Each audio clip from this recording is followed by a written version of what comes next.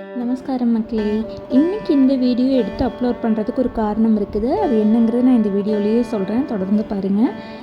First வந்து சட்டி வச்சுட்டு நல்லெண்ணெய் ஊற்றிருக்கிறேன். இன்றைக்கி செய்ய போகிறது வந்து கத்திரிக்காய் காரக்குழம்பு தான். அதுக்கு பெஸ்ட்டு வந்து நல்லெண்ணெய் தான்.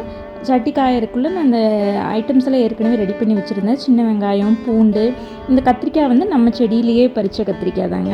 ஸோ அதில் ரொம்ப பெருசாக இருந்தது மட்டும் 4 வெட்டி போட்டுட்டு மீதி இருந்தது எல்லாம் அப்படியே வகுந்து வச்சுருக்கிறேன்.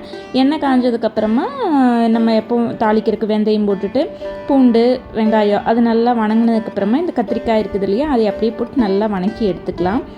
இது என்னென்னா, இந்த காரக்குழம்பு செய்கிறது இந்த ரெசிபி இதுக்காக மட்டும் இல்லை. இந்த வீடியோ நம்ம ஊர் பக்கமெல்லாம் ஒன்று சொல்லுவாங்கங்க, இந்த ஊர் கூடி தேர் இழுத்தாத்தா வந்து போய் சேர முடியும்னு. அதுமாதிரி நேற்றுருந்து பார்த்திங்கன்னா இந்த கேஸ் பிரச்சனை வந்து பெரிய பிரச்சனையாக சொல்லிகிட்ருக்குறாங்க எல்லாருமே.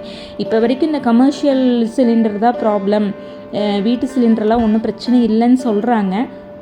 ஒரு 3 வாரம் வரைக்கும் எந்த பிரச்சனையும் இல்லை அப்படின்னாலும் நியூஸில் சொல்கிறாங்க, சிலிண்டர் கிடைக்கும் எல்லாத்துக்கும்னு. பட் இது எந்தளவுக்கு இருக்கும் அப்படிங்கிறது நமக்கு தெரியல. நேற்றே எங்கள் அம்மா ஃபோன் பண்ணி சிலிண்டர்லாம் புக் பண்ணிட்டியா, என்ன பண்ண ஏது பண்ணேன்னு ஒரே இதாக கேட்டுட்டு இருந்தாங்க. இப்போது நம்ம புக் பண்ணுறோம், கிடைக்கிது கிடைக்கல இதெல்லாம் ரெண்டாவது விஷயம். இந்த மாதிரி சௌகரியம் இருக்கிறவங்க, வாய்ப்பு இருக்கிறவங்க வந்து இந்த மாதிரி ஏதோ ஒரு நேரம் விறகடுப்பில் குக் பண்ணுறது, ஒரு நாளைக்கு இந்த மத்தியான நேரம் மட்டுமாவது, இல்லை வாரத்தில் 1 நாள் 2 நாள் வந்து இந்த மாதிரி விறகடுப்பில் சமைக்கிறது. இல்லையா வேலைக்கு போயிட்டு வந்துட்டு இந்த இண்டக்ஷன் ஸ்டவ் இருக்குதுன்னா இந்த டின்னர் மட்டும் அதில் குக் பண்ணுறது, ஏதோ ஒரு நேரம். இந்த மோஸ்ட்லி இந்த இண்டக்ஷன் வந்து எல்லாருமே இப்போ தனியாக வைக்கிறத யூஸ் பண்ணுறோம். அது மட்டும் இல்லாமல் இந்த மாதிரி சூழ்நிலையில் ஒன்று செஞ்சோம்னா வந்து அது ஒரு பிரயோஜனம். இப்போ நம்ம இந்த மாதிரி சௌகரியம் இருக்கிறவங்க இங்கே பண்ணும்போது நம்ம இந்த மிச்சம் பிடிக்கிற இந்த 1 நாள் 2 நாள் இந்த மாதிரியான விஷயங்களில் எங்கேயோ யாரோ ஒருத்தருக்கு இது மாதிரியெல்லாம் எதுவுமே பண்ண முடியாமல் இருப்பாங்க இல்லையா, அவங்களுக்கு வந்து அது பிரயோஜனப்படும். அவங்களுக்கு ஒரு நம்ம இந்த எல்லோரும் நிறைய பேர் இந்த மாதிரி பண்ணும்போது அந்த கிடைக்கிற சிலிண்டர் வந்து அவங்களுக்கு போய் சேரலாம். ரொம்ப எமர்ஜென்சியாக கூட இருக்கலாம். அவங்க மாதிரி நம்ம ஒரு சின்ன முயற்சி, ஒரு பெரிய மாற்றத்துக்கான விதை வந்து பார்த்திங்கன்னா ஒரு சின்ன முயற்சி தான். ஸோ நம்ம இந்த ஒரு சின்ன விஷயங்கள் எல்லோரும் சேர்ந்து பண்ணும்போது அது ஒரு கண்டிப்பாக ஒரு பெரிய ரிசல்ட் கிடைக்கும். அதில் கவர்மெண்ட் பண்ணுறபடி பண்ணிட்டோம். அவங்களும் நிறையா விஷயங்கள் இதுக்கெல்லாம் யோசித்து தான் வச்சுருப்பாங்க.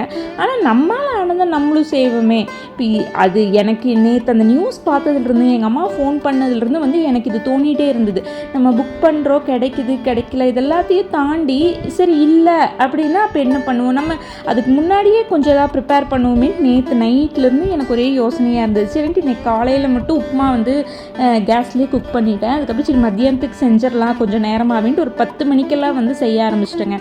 ஃபஸ்ட்டு இந்த கத்திரிக்காய் குழம்பு வச்சுட்டு அதுக்கப்புறம் சாப்பாடும் வந்து சட்டியிலே வச்சு வடித்து எடுத்துக்கலாம் அப்படின்னு சொல்லிட்டு செய்ய ஆரம்பிச்சிட்டேன். இது இது வந்து நானே இது எத்தனை நாளைக்கு தொடர்ந்து செய்வேனா, இது எதுவுமே எனக்கு ஐடியா இல்லைங்க.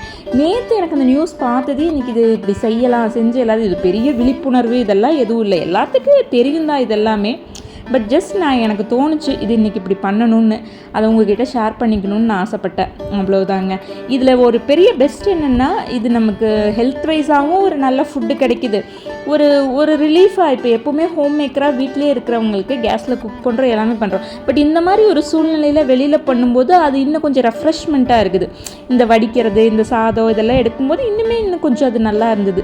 நீங்களும் ட்ரை பண்ணி பாருங்கள், முடிஞ்சவங்க பண்ணுங்கள். அது எங்கேயோ இருக்க யாரோ ஒருத்தவங்க முடியாமல் இருக்கிறவங்களுக்கு அது பெரிய ஹெல்ப்பாக இருக்கும்.